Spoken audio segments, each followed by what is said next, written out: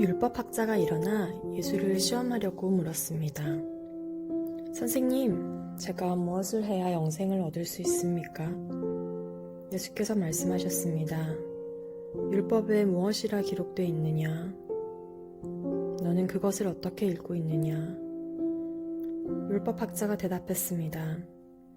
내 마음을 다하고, 내 목숨을 다하고, 내 힘을 다하고, 내 뜻을 다해 주 내 하나님을 사랑하라고 했고, 또 내 이웃을 내 몸과 같이 사랑하라고 했습니다.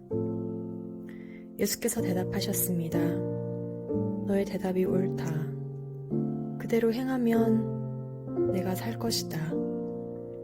그런데 이 율법학자는 자신이 옳다는 것을 보이려고 예수께 물었습니다. 그러면 누가 제 이웃입니까? 예수께서 대답하셨습니다. 한 사람이 예루살렘에서 여리고로 가다가 강도들을 만나게 됐다. 강도들은 그의 옷을 벗기고 때려 거의 죽게 된 채로 내버려 두고 갔다. 마침 한 제사장이 그 길을 내려가는데 그 사람을 보더니 반대쪽으로 지나갔다. 이와 같이 한 레위 사람도 그곳에 이르러 그 사람을 보더니 반대쪽으로 지나갔다. 그러나 어떤 사마리아 사람은 길을 가다가 그 사람이 있는 곳에 이르러 그를 보고 불쌍한 마음이 들어 가까이 다가가 상처에 기름과 포도주를 바르고 싸맸다. 그러고는 그 사람을 자기 짐승에 태워서 여관에 데려가 잘 보살펴 주었다.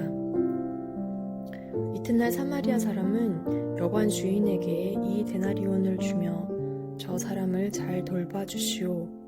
돈이 더 들면 내가 돌아와서 갚겠소 라고 말했다.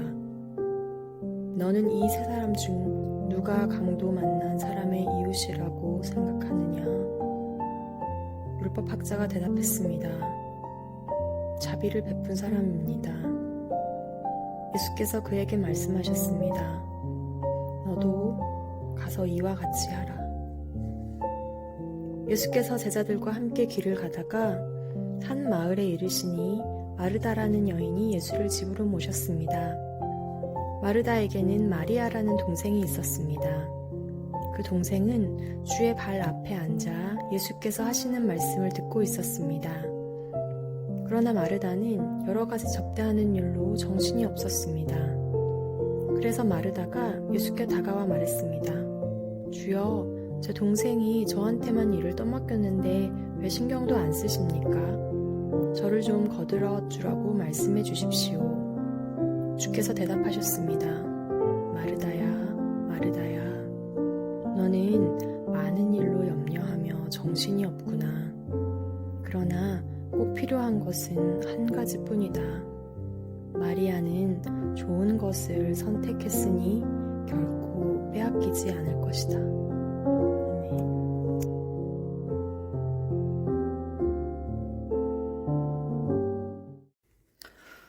오늘 예수님이 두 가지 이야기를 하십니다. 이웃을 사랑하는 것에 관해서는 사마리아인의 이야기를 통해서, 하나님을 사랑하는 것에 관해서는 마르다와 마리아 이야기를 통해서 배울 수 있습니다. 어떤 율법학자가 예수님께 무엇을 해야 영원한 생명, 영생을 얻겠는가 하고 묻습니다. 율법학자는 27절에 내 마음을 다하고 내 목숨을 다하고 내 힘을 다하고 내 뜻을 다해 주 내 하나님을 사랑하라. 내 이웃을 내 몸같이 사랑하라고 대답합니다. 구약에는 유대 백성들이 준수해야 할 몇백 개의 율법이 있습니다. 하나님을 사랑하고 이웃을 사랑하는 것이 구약 율법의 핵심입니다. 예수님은 이것을 행하며 살 것이라고 하십니다.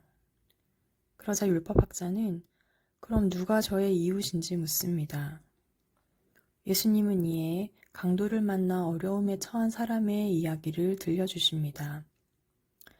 한 이웃이 예루살렘에서 여리고를 가다가 강도를 만나서 거의 죽게 된 채로 길바닥에 내버려져 있었는데 한 제사장과 한 레위 사람이 지나갑니다.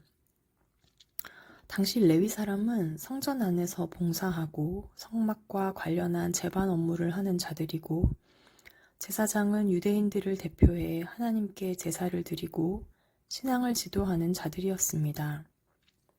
그런데 그들은 모두 어려움에 처한 사람을 보고 반대쪽으로 지나갔습니다. 그들이 지나간 후 사마리아인이 그 길을 지나갑니다. 그는 그 사람이 있는 곳에 이르자 그를 보고 불쌍한 마음이 들었습니다. 그래서 가까이 다가갑니다. 난 상처에 기름과 포도주를 바르고 상처를 싸매어 줍니다. 그리고는 내버려져 있는 그 사람을 자기가 타고 온 이동수단에 태워서 다친 사람이 잘 쉴 수 있도록 여관에 데려다 주고 하루 동안 곁에서 잘 보살펴 줍니다. 어제 그 사마리아 사람은 할 일이 있어서 길을 가는 사람이었습니다. 그래서 여관 주인에게 이 데나리온을 지급합니다. 데나리온은 당시 로마의 화폐 단위로 은전입니다. 노동자의 하루 품삯이 한 데나리온입니다. 그리고 그 당시 여관의 하루 숙박비는 20분의 1 정도 되었습니다. 사마리아인은 그 강도 만난 자가 한 달이 넘는 기간 동안 몸을 잘 회복할 수 있도록 큰 돈을 지불합니다. 그 강도 만난 자의 신신이 얼마나 나빴는지 어느 정도 가늠할 수 있습니다. 예수님은 이 이야기를 마치시고 율법학자에게 그의 이웃은 그가 평소에 상종하지 않고 경멸하는 사마리아인이라고 말씀하십니다. 그리고 그 사마리아인이 강도 만난 자에게 한 것처럼 하라고 명하십니다.